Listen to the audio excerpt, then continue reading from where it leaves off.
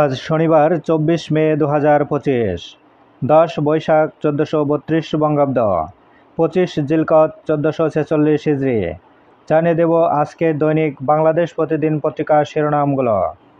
কি হবে কালকের পর? আজ প্রধান উপদেষ্টার সঙ্গে বিএনপি জামাতের জরুরি বৈঠক।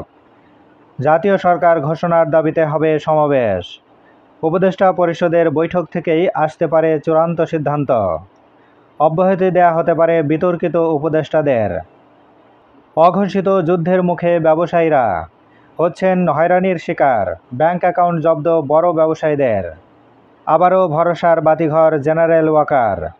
রাজনীতিবিদদের প্রশ্ন, 90 দিনে নির্বাচন কেন নয়? সালেউদ্দিন আহমেদ, চ্যালেঞ্জের মধ্যে আছি আমরা। সালাউদ্দিন আহমেদ, ডক্টর ইউনূসের পদত্যাগের দাবি বিএনপি করেনি। ডক্টর তাহের, টিকিয়ে রাখতে হবে অন্তর্বর্তী সরকার। লন্ডনে বসবাস করা শেখ রেহানার বাসা জব্দ। গুজবে কান না দেয়ার অনুরোধ সেনাবাহিনীর। মান অভিমান ভুলে দায়িত্ব পালনের আহ্বান মামুনুলের। ভারতীয় কোম্পানির সঙ্গে চুক্তি বাতিল করল বাংলাদেশ।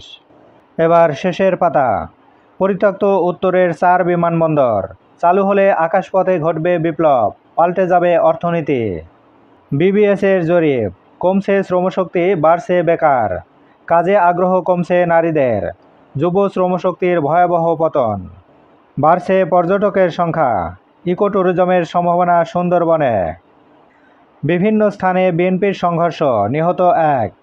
বাংলাদেশ সহ 140 দেশের মেধাবীরা বঞ্চিত হবেন উচ্চতর শিক্ষা থেকে। হার্ভার্ডে বিদেশি ছাত্র নিষিদ্ধ। ইউএনএইচসিআরের বিজ্ঞপ্তি, সাগরে নৌকা ডুবে 427 রোহিঙ্গার প্রাণহানি। বজ্রসহ বৃষ্টির শঙ্কা। মোংলা বন্দরে 3 নম্বর সতর্ক সংকেত। যুক্তরাষ্ট্র থেকে ফিরে বিমানবন্দরে গ্রেপ্তার আওয়ামী লীগ নেতা। সাভারে শুটার মেহেদী গ্রেপ্তার, অস্ত্র গুলি উদ্ধার। ত্রাণ রক্ষাকারী ফিলিস্তিনিদের হত্যা করল ইসরায়েল।